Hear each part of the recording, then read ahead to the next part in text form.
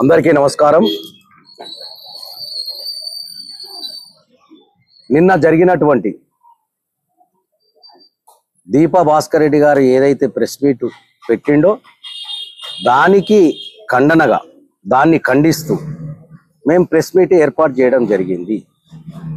Press meet ఏర్పాటు చేసి దీపా భాస్కర్ రెడ్డి గారు ఏదైతే సబితా ఇంద్రారెడ్డి గారి గురించి కానీ మా గత ప్రభుత్వం గురించి కానీ మాట్లాడిన మాటలకు మేము దాన్ని ఖండిస్తూ దీపా భాస్కర్ రెడ్డి గారు ఏదైతే మాట చెప్పారో దాన్ని ఖండిస్తూ మేము ప్రెస్ మీట్ పెట్టడం జరిగింది.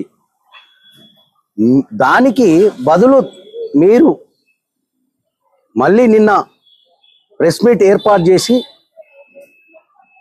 నిన్న జరిగినటువంటి ప్రెస్ మీట్ని మేము అనుచిత వ్యాఖ్యలు చేసిర్రని చెప్పి దానికి బదులుగా ఈరోజు మేము ప్రెస్ మీట్ ఏర్పాటు చేస్తున్నామని చెప్పి చెప్పడం జరుగుతుంది. అయ్యా గోవర్ధన్ రెడ్డి, మేము ఎక్కడ అనుచిత వ్యాఖ్యలు చేయలే. అనుచిత వ్యాఖ్యలు చేసిర్రనే మాట ఎందుకు వచ్చిందో అర్థం కాదు. అనుచిత వ్యాఖ్యలు అంటే ఏంటిదో తెలుసుకో. అనుచిత వ్యాఖ్యలు చేయలేదు.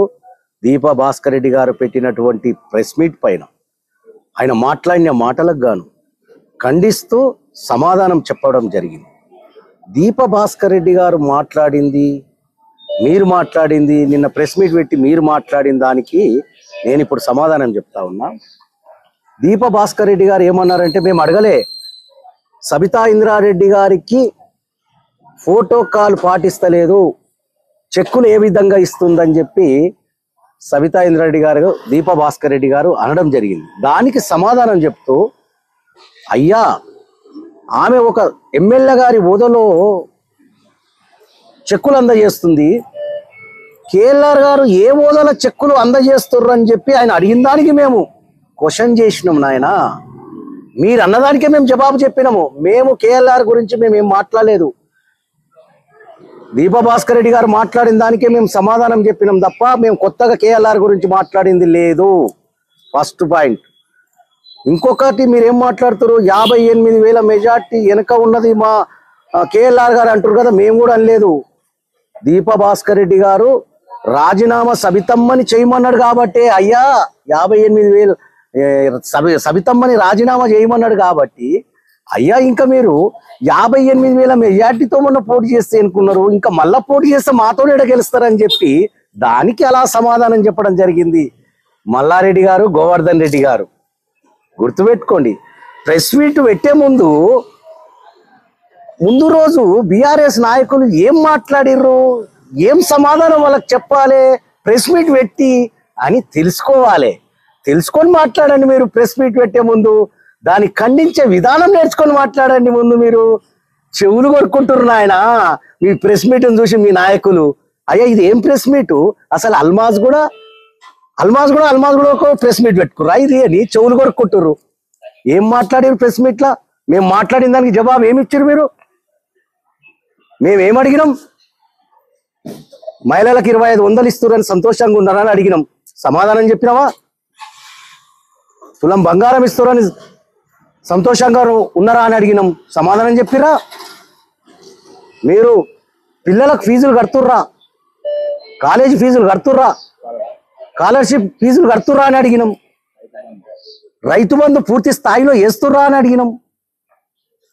రుణమాఫీ పూర్తి స్థాయిలో చేసిరా అని అడిగినాం. అసలు రైతు భరోసా ఇస్తుర్రా అని అడిగినాం. దీనికి సమాధానం చెప్పాలి.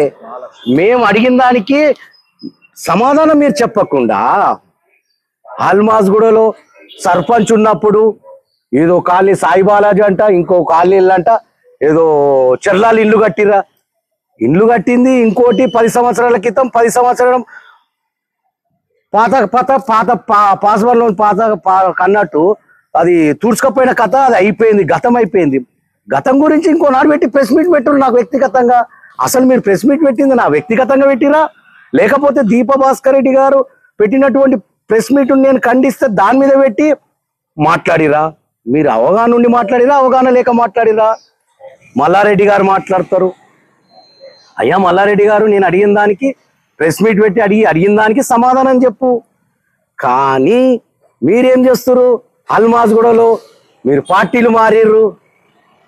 ఎస్, సబితా ఇంద్రారెడ్డి నాయకత్వంలో మేము బలపరుస్తూ సబితమ్మ ఎక్కడుంటే అక్కడ ఉండడానికి మేము సిద్ధంగా ఆమెతోనే ఉంటామని చెప్పి ఈరోజు చెప్తున్నాం, భవిష్యత్తులో చెప్తాం, ఎప్పుడు కూడా ఉంటాం. ఇంకొకటి తెలుసా, మేము పార్టీ మారిన తర్వాత కార్పొరేషన్ ఎన్నికలలో మీరు పోటీ ఎన్ని చేసిరాయా?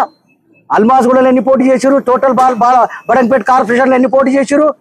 మేము పార్టీ మారితే మాతో వచ్చినటువంటి కార్యకర్తలు అందరూ ఉంటే మీరు పోటీ చేయడానికి అభ్యర్థులు కరువయ్యారు. నువ్వు పోటీ చేసినావు, గోవర్ధన్ రెడ్డి పోటీ చేసిరు. ఇక్కడ ఎవరండి 7 వార్డులకు పోటీ చేసింది? 20 వార్డుల పోటీ చేసిరా? 4లో పోటీ చేసిరా? 5లో పోటీ చేసిరా? ఏడ చేసిరు పోటీ? కాంగ్రెస్ అభ్యర్థులు బీఫామ్లు ఎవరు పోటీ చేసిరు చెప్పండి. పట్టుమని 12-13 సీట్లకు పోటీ చేయలే కాంగ్రెస్ అభ్యర్థులు. టోటల్ బడంగపేట కార్పొరేషన్ లా మీ పార్టీ పరిస్థితి ఆ రోజు అలా ఉంది. మీరు గతంకు చూసి మాట్లాడు. మేము పార్టీ మారితే రామరెడ్డి నాయకత్వంలో హల్మాజ్గూడ అందరు పార్టీ మారితే మీకు పోటీ చేయడానికి అభ్యర్థులు కరువయ్యారు. అది గుర్తుపెట్టుకొని మాట్లాడు. ఎప్పుడు కూడా రామరెడ్డి మీద వ్యక్తిగతంగా మాట్లాడద్దు. వ్యక్తిగతంగా ఇంకోసారి ప్రెస్ మీట్ పెట్టి మాట్లాడతా. ఇంకో విషయం కూడా మాట్లాడుతున్నావు, లక్షలు వసూలు చేస్తున్నారు అని చెప్పి నిరూపిస్తా అంటున్నావు. ఎస్, నిరూపించు మల్లారెడ్డి. లక్షలు నిరూపించు. 1 లక్షలంట, 2 లక్షలంట, 3 లక్షలంట, 5 లక్షలంట. మీ లెక్క, మీ నాయకుల లెక్క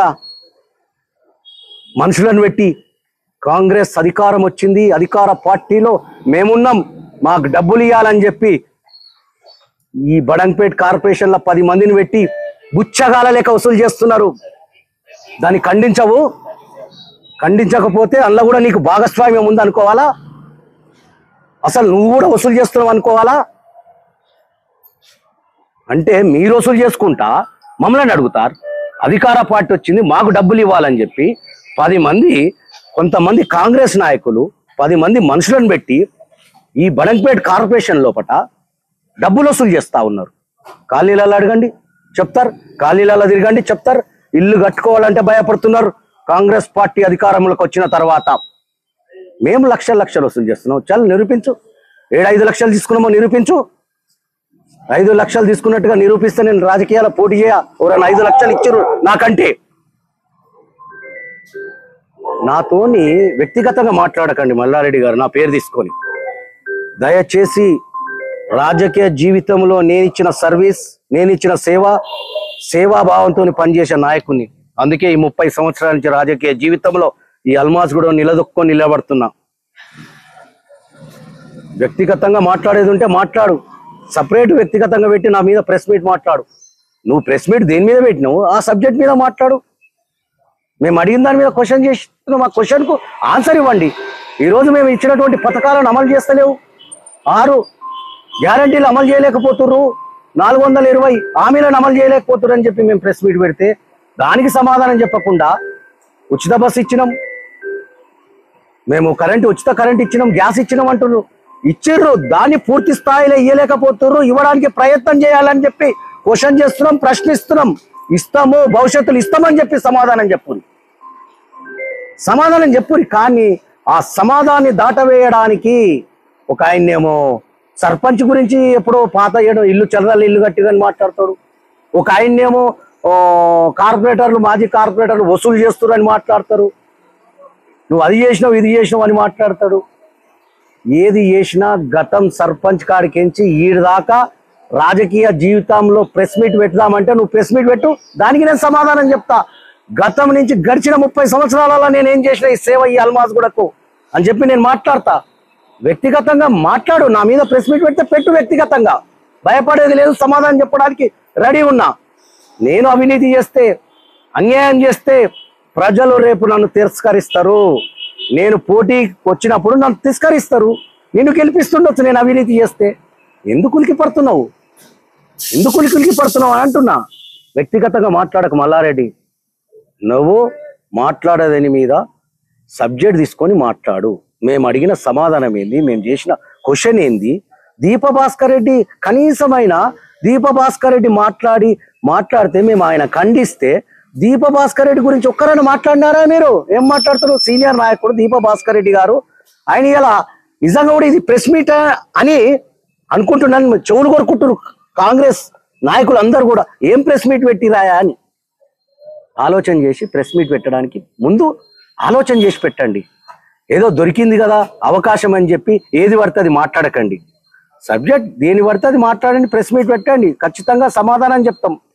ఇక షర్ల గురించా పాడిందే పాట పాసవల్ల పాట ఆట అన్నట్టు ఈ షర్ల గురించి ఊకే ప్రెస్ మీట్ పెడితే దానికి పనికి మళ్ళీ వ్యవహారానికి మేము సమాధానం చెప్పదు మా ఏం సమాధానం చెప్పాలా? గతం నుంచి కూడా మాట్లాడుతున్నావు, కంప్లైంట్ ఇచ్చినావు, అది క్లియర్ అయిపోయింది, పని చేసిరు. వచ్చిన ప్రభుత్వం వచ్చిన తర్వాత 250 కోట్లు హెచ్ఎండి నిధులు మీ రేవంత్ రెడ్డి ప్రమాణం స్వీకారం చేసిన తర్వాత క్యాన్సిల్ అయినాయి, దానికి మేము సమాధానం చెప్పదురా? మీ గవర్నమెంట్ ఉంది, మీ ప్రభుత్వం ఉంది, పోయి డాటా తీసుకో, అధికారులు ఉన్నారు చేతుల, డాటా తీసుకో, ఏమైంది, ఎందుకు జరుగుతలేదు పని అని చెప్పి సమాధానం తీసుకొని పని చెప్పి దానికి మేము సమాధానం చెప్పాలనా? పనికి మళ్ళా ప్రెస్ మీట్ల కానీ సమాధానం చెప్పడానికి ఉన్నామా మేము? నువ్వు మళ్ళా క్వశ్చన్ అడిగినావు కాబట్టి ఇలా ప్రెస్ మీట్ పెట్టవా? దీనికి కూడా అవసరం లేకుండా మీరు అడిగిరు కాబట్టి ఇలా అట్లా బాగుండదు ఏదో అవుతుంది అనుకుంటారని చెప్పి మళ్ళీ కూడా ప్రజలు ఏదో అనుకుంటారని చెప్పి ప్రజల కోసం ఇలా మళ్ళీ ప్రెస్ మీట్ పెట్టి ప్రజలకు సమాధానం చెప్పడానికి ఈరోజు మీ ముందుకు వచ్చి సమాధానం చెప్తున్నా. జై సబితమ్మ, జై బీఆర్ఎస్. ఈ వీడియో మీకు నచ్చితే లైక్ చేయండి, షేర్ చేయండి, మా ఛానల్ ని సబ్స్క్రైబ్ చేయండి.